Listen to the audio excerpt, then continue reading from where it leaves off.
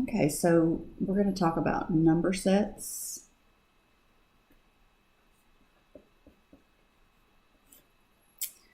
And I think we'll start with simple and go more complex.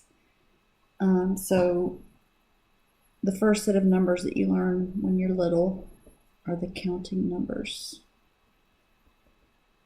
These are also called the natural numbers.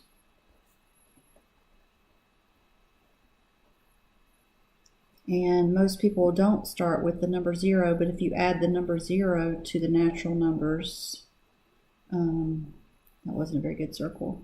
If you just add the number 0, that becomes the whole numbers. When you take the whole numbers and their opposites,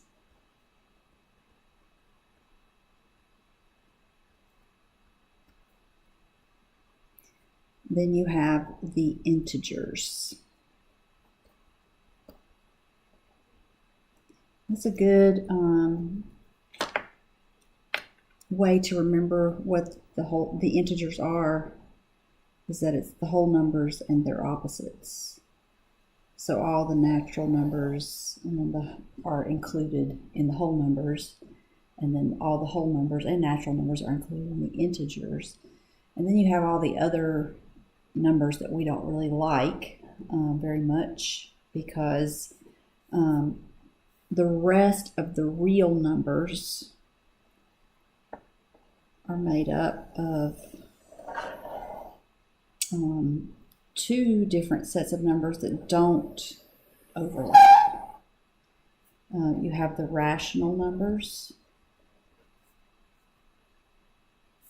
and the irrational numbers. And the rational numbers, and the symbol for rational numbers is the letter Q. The symbol for the integers is Z.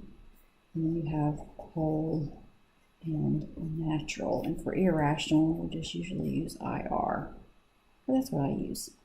The rational numbers, that sometimes people hear the word rational and they think, oh, that just means that I think practically and logically. It has nothing to do with the rational numbers. The root word in rational is the word ratio.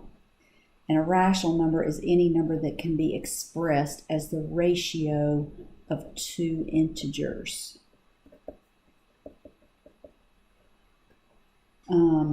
So that includes really all of these numbers are rational, because I could take any natural number or integer and I could put it over 1 and it would be expressed as a ratio of two integers.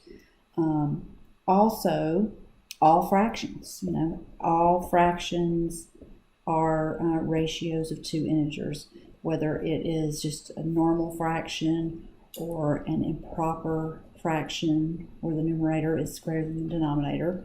There's really nothing improper about that. It would include all repeating decimals.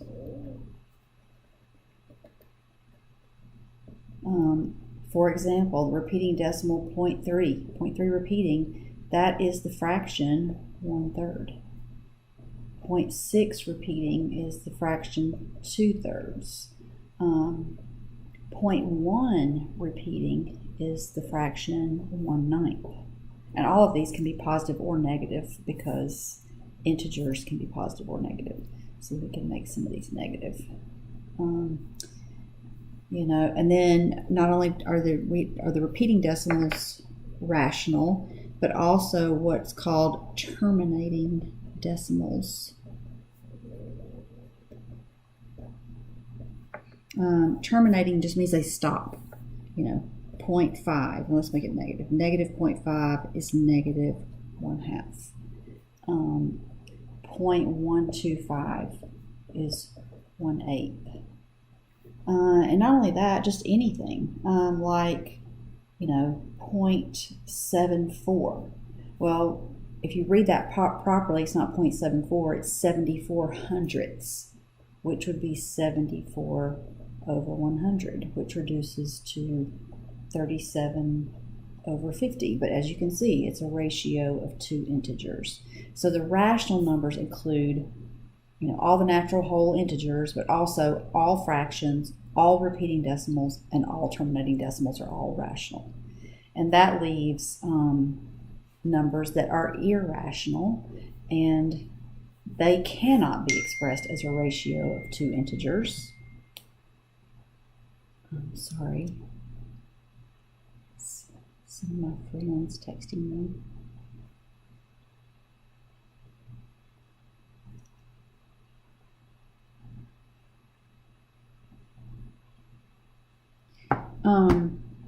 It's so sweet.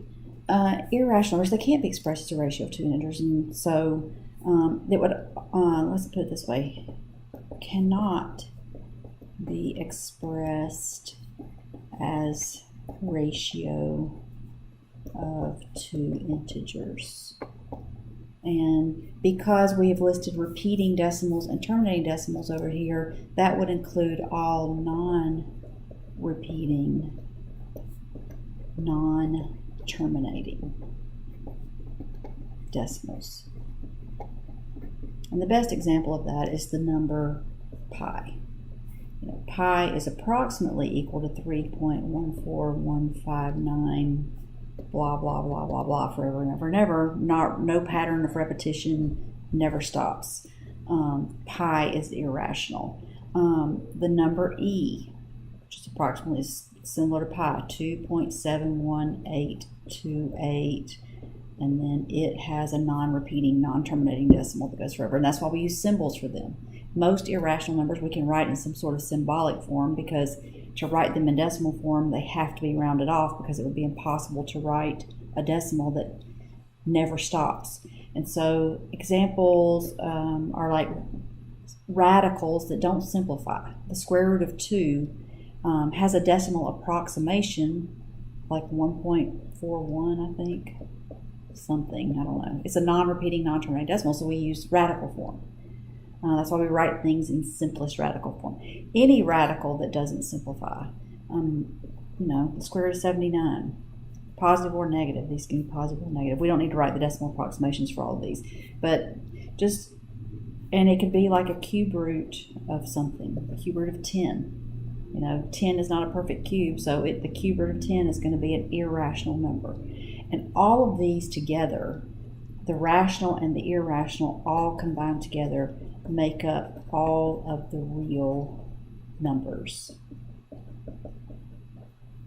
And a real number is just any number that can be represented by the number line.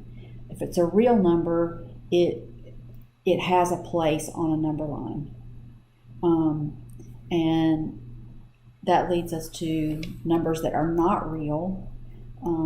Not real numbers, we call them imaginary numbers. And imaginary numbers are the result of taking the square root of a negative number. Probably the best thing to remember is that I squared is -1. Now in the real numbers, there's no negative number. There's no number that you can square and get a negative. If you square a positive number, you're going to get a positive, and if you square a negative number, you're going to get a positive. So in the imaginary numbers, I squared is equal to -1, and that leads to this, that I is the square root of -1. And so for all of your math career, you were taught that you can't take the square root of a negative number. Well, you can't in the real numbers, but you can in the imaginary numbers. Okay. The square root of 4 is 2. The square root of -4, if you think about it, you treat it like it's the square root of -1 times 4. And the square root of -1 we represent with I, and the square root of 4 is 2. And so if I have I times 2, that gives me 2I. The square root of -4 is 2I. Whoops. So that's where imaginary numbers come from. And I think before we get into simplifying imaginary numbers, if you have the square root of -3, do one more. That's like -1 times 3. Now I can't, the square root of -1 I represent with I, but I can't take the square root of 3, so I just simplify it and write it like that. That leads to my next video, in which we will talk about complex numbers, which complex numbers are when you have numbers that have a real part and an imaginary part. So stay tuned for that.